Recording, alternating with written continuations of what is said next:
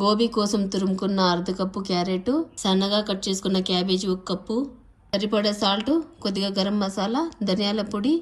జీలకర్ర పొడి, కొద్దిగా మిరియాల పొడి, 3 స్పూన్ల మల్టీగ్రెయిన్ పిండి, 2 స్పూన్ల కార్న్ ఫ్లోర్, కొద్దిగా జింజర్ గార్లిక్ పేస్ట్ వేసి బాగా కలిపి ఉండల్లాగా చేసి గుంత పొంగనాల ప్యాన్లో కొద్దిగా ఆయిల్ వేసి వేడెక్కిన తర్వాత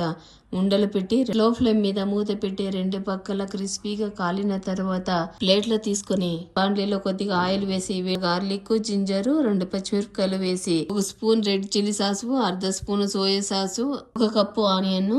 నిమిషం ఏగిన తర్వాత క్యాప్సికం 1 కప్పు, 2 స్పూన్లు టమాటో కెచప్, 1 స్పూన్ షుగరు, సరిపడ సాల్ట్, అర్ధ స్పూన్ మిరియాల పొడి, అర్ధ spoon Kashmiri red chilli powder వేసి 1 నిమిషం వేగిన తర్వాత 1 స్పూన్ కార్న్ ఫ్లోర్, కొద్దిగా వాటర్ వేసి కలుపుకొని బాండ్లీలో వేసి 1 నిమిషం వేగిన తర్వాత బాల్స్ వేసి కలిపి స్టవ్ ఆఫ్ చేసి కొద్దిగా కొత్తిమీర వేసుకొని